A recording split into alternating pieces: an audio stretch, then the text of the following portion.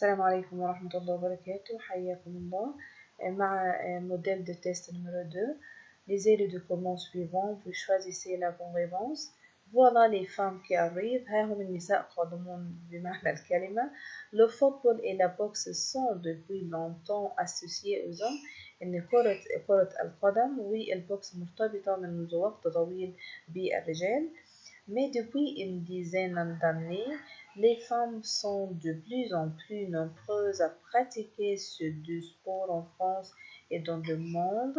إن النساء بدأت تدخل في اللعبتين دول من عشرات السنوات، وإنهم بيمارسوا اللعبتين دول في فرنسا وفي كل العالم. نادية حكيمي la boxeuse française لاعبة البوكس الفرنسية a gagné le titre de championne du monde en 2010. هي توجت ببطولة العالم لسنة 2010.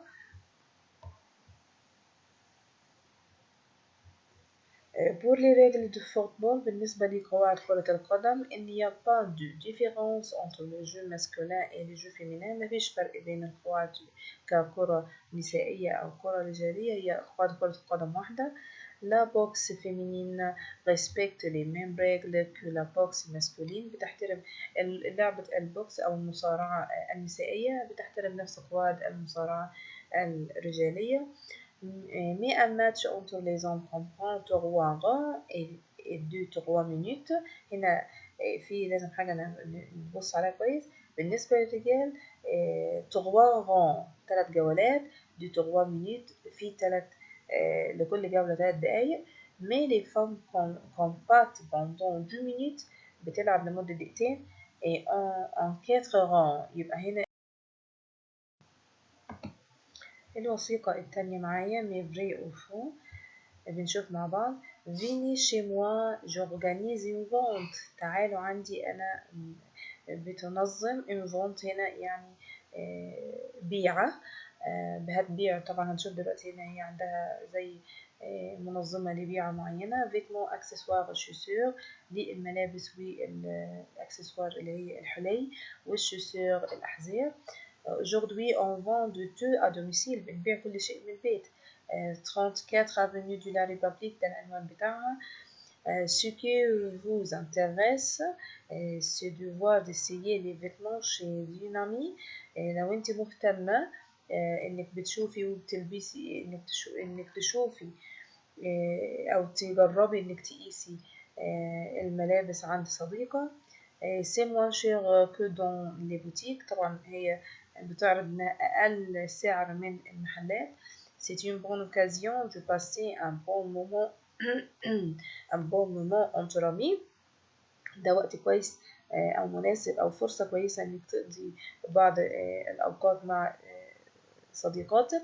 Beaucoup de femmes s'intéressent et viennent pour acheter beaucoup de choses. الكثير من السيدات بيهتموا بالحدث ده وبييجوا من أجل شراء العديد من الأشياء. طيب ce document est une publicité إعلان طبعا vrai. La vente se passe chez quelqu'un هتكون عند حد vrai هي في البيت طبعا. Les femmes peuvent trouver des bagues et des colliers. Des bagues et des colliers طبعا هي accessoires طبعا مظبوط. Les femmes vont trouver des produits plus chers que dans les boutiques. أغلى لا طبعا هي moins cher نافو يبقى feu. Dans cette vente il y a beaucoup de choix de vêtements طبعا vrai. Ce système de vente a de succès طبعا ناجح طبعا vrai لأن العديد من Maintenant avec les situations, oui la première situation avec nous, un homme vous demande comment aller à la gare. vous dites طبعا بسأل على هنا comment aller à la gare عايزة وصف للطريق. le train bat à 8h. القطار بيمشي الساعة 8 ولا le train est rapide ولا القطار سريع ولا c'est tout droit امشي على طول. طبعا c'est tout droit اللي هي الألفاظ tout droit à gauche à droite هي دي وصف الطريق. Vous vous excusez, vous ne pouvez pas accepter l'invitation de votre ami. vous dites انت مش هتقبل دعوة صديقك. عايزة رفض. avec plaisir بكل سرور. désolé آسف ولا je vais venir. طبعا désolé je vais venir يعني أنا هاجي. طبعا désolé بيرفض. pour décrire le temps qu'il fait on dit بنوصف المناخ نقول je porte un pullover il pleut très fort il y a des montagnes. طبعا أنا بوصف بقول هلبس بلوفر ولا تمطر بشدة ولا يوجد جبال. طبعا بتمطر بشدة il pleut très fort. Vous demandez à l'entraîneur de combien de jouets l'équipe du basket se compose. Il vous répond بتسأل المدرب بتاعك عن عدد لعيبة الباسكت. هل يقول لك notre entraîneur est Simba المدرب بتاعنا لطيف؟ انت تقول انت بتسأل هو هيرد عليك يقول لك كده ولا l'équipe s'entraîne pour être en forme ولا الفريق بيتدرب عشان يكون في الفورمة ولا il y a 5 joueurs il y a 5 joueurs dans une équipe يقول لك ان هو عندنا 5 لعيبة في الفريق. طبعا هي دي combien de بتسأل عن عدد.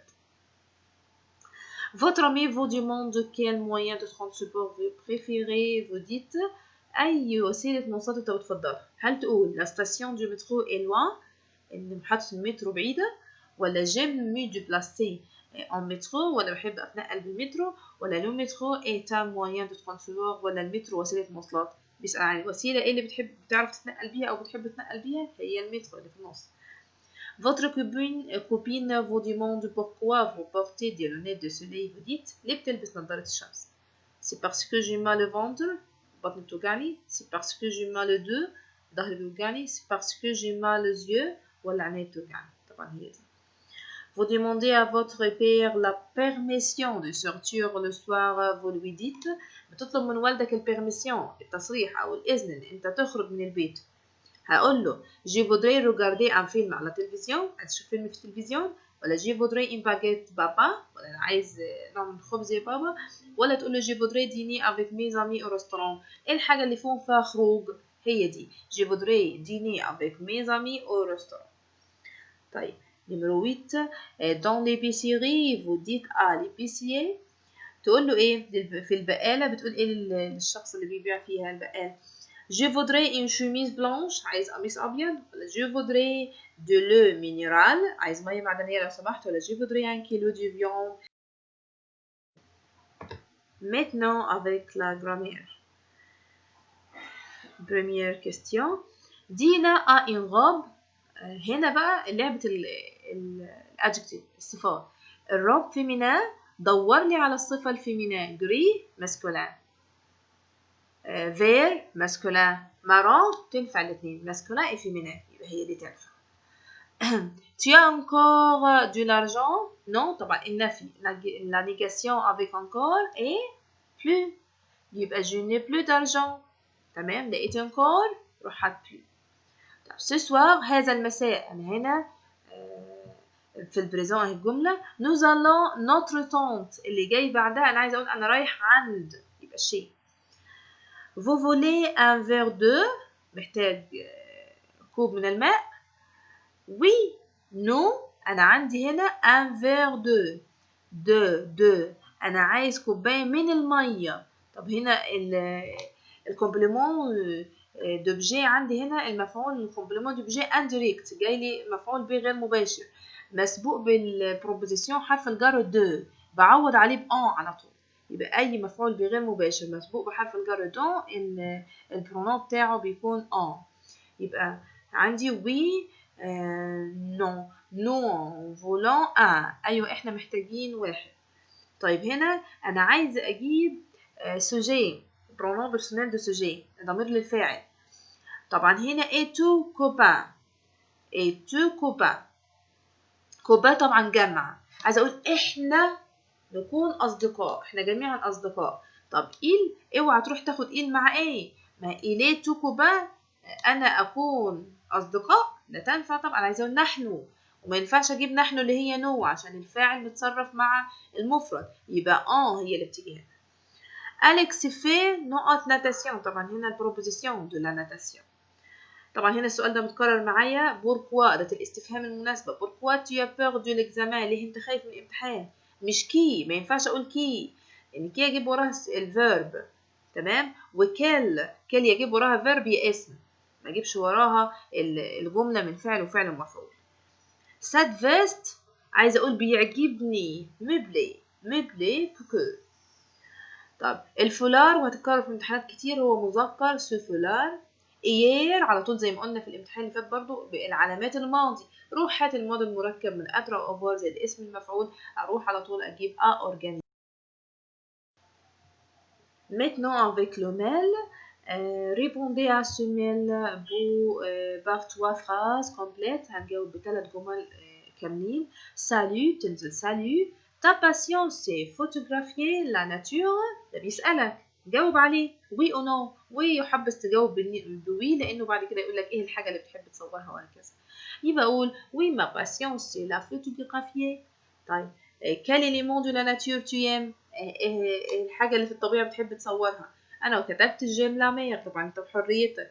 جيم لامير إيه لا مونتاني، أنا بحب أصور ده وده. طبعا هو بيقول لك كل إليمون لاحظ إنها جمع، فجاوب له بحاجتين مش بحاجة واحدة. بعد كده كال سيزون تو شوازي، وأي فصل أنت بتفضله. أنا كتبت جيم لو برينتون، بحب الربيع، وقال لك وليه؟ قلت باسكو إل في بو، عشان الجو بيكون جميل. Maintenant, avec les sujets, traitez l'un des deux sujets suivants et utilisez les 5 mots entre parenthèses. طبعا لازم نستعمل الخمس كلمات اللي بين قوسين وبنكتب 7 جمل.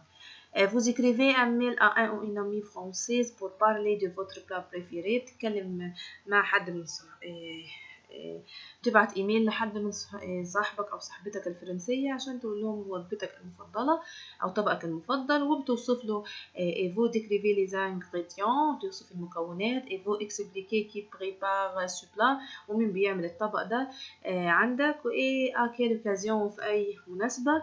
انا كتبت حاجات بسيطه قوي وانت لك الحريه في التغيير.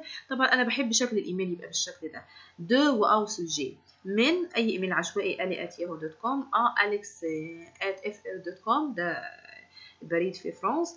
سوجي لو بلا بريفيري، عن الوجبه او الطبق المفضل. شير اليكس، لا سالاد سي مون بلا بريفيري، بحب السلطه.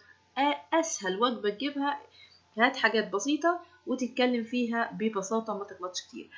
جيم لا مونجي او جوتي، بحب اكلها في الجوتي اللي هي الوجبه الخفيفه، وطبعا اول كلمه استعملناها. ما مير في سو بلا بور موا، والدتي هي اللي بتعمل الطبق ده باللية. كار جو نيم با كويزينيي، عشان انا ما بحبش المطبخ او الطبيخ، دي تاني كلمه استعملناها. elle utilise des tomates et des concombres، بتستعمل فيها الطماطم والخيار. je mange 3 repas par jour، باكل 3 وجبات في اليوم. je mange de pain au petit déjeuner، وباكل الخبز في الفطار. et je bois du lait، وبشرب الحليب. je n'aime pas les poissons chauds، وانا ما بحبش المشروبات الساخنة. كده استعملنا جميع الكلمات. والموضوع التاني لك حرية تختار ده أو اللي فات. écrivez cette consigne à votre sœur pour réussir، انصح أختك ب7 نصايح للنجاح. devoir الواجبات ne pas s'absenter، ما تغيبيش، faire attention انتبهي، bien étudier ذاكر كويس، البروفيسور المدرس. طيب pour réussir أنا كتبت للنجاح il faut faire les devoirs، لازم نكتب الواجبات. ne s'absente pas de l'école، ما تغيبش المدرسة. faites attention dans ta classe، خدي بالك في الامتحان في الكلاس في الفصل. étude bien tes leçons، وادرس دروس كويس. respect ton professeur، واحترمي الأستاذ بتاعك. ده يبقى كده خلصنا الحمد لله الاختبار، وشكرا لكم على المتابعة.